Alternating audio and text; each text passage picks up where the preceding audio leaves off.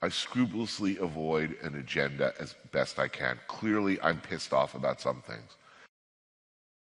Beirut changed the first trip to Beirut changed, I think, all of our attitudes about, well, it changed everything because first of all, it changed my attitude about the world. It was a very embittering, angering experience. So I really didn't know how to process. My immediate feeling when I came out of it was, we are not making a show out of this, you know? Can you just explain a little bit of what happened? Well, we went to make a show about food and culture in Beirut, swing in Beirut. And, you know, I think day 2 or day 3, my crew and I are sitting there emptying the minibar. We look out the window and the airport blows up, and the Israelis started bombing and rocketing, blockade, and we were, along with a lot of other people, trapped there for, I don't know, a little over a week, and eventually exfiltrated off the beach. And you know, basically we stood there and watched, you know, whole neighborhoods getting blasted. It was an embittering experience, and I guess the most immediate effect beyond the attitude, the way I looked at the world in general, was we saw that it gave us license to wander away from food a bit. We started to say, you know, it's sort of obscene to try to shoehorn food in every scene, you know? That's not what I mean, food's super important. It's the way we get people to say things to us, you know, that willingness to accept food and drink from strangers, food and drink that people are often very proud of, that gets us a lot. People open up and their defenses drop, but it's not everything. So far, Iran does not look, does not feel the way I'd expected.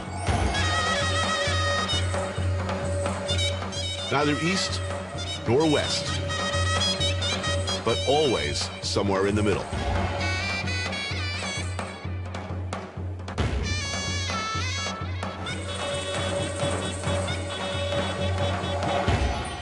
I was enormously grateful for the response from Palestinians in particular, for doing what seemed to me an ordinary thing, something we do all the time, show regular people doing everyday things.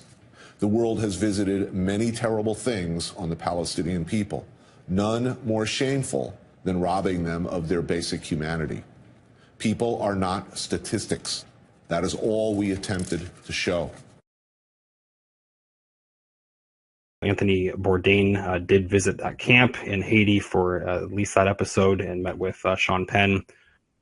He also, I think I would have to reference in this tweet, this is following his criticism of Clinton's response to Weinstein late last year. Very recently, actually, in May of this year, Anthony Bourdain followed up saying there's a nauseating symmetry. Both Trump and Weinstein used AMI, Inquirer, and Black Cube, the Israeli private intelligence agency, to do their dirty work. Not sure about the comparison that he's making now. He's referring to, in Harvey Weinstein's case, him hiring an army of spies. The film executive, this was an interesting report from the New Yorker, they say the film executive hired private investigators, including ex-Mossad agents, to track actresses and journalists. They also mention Bourdain in this article as well. Just to quickly give some context into what he's referring to with Trump, he is talking about, again, I'm not sure it's a real proper comparison, but Trump reportedly had worked with Black Cube to sabotage the Iran nuclear deal. That is what is was being reported by some agencies.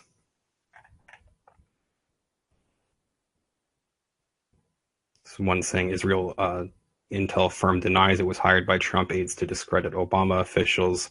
Black Cube, the company made up by former Israeli spies, said it had nothing to do with this campaign.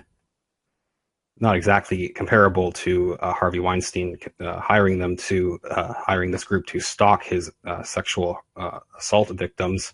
But Anthony Bourdain did call out Weinstein and the deep state. I think it's remarkable for a CNN host to make that statement. And again, that was a pattern that I think maybe made some people uncomfortable.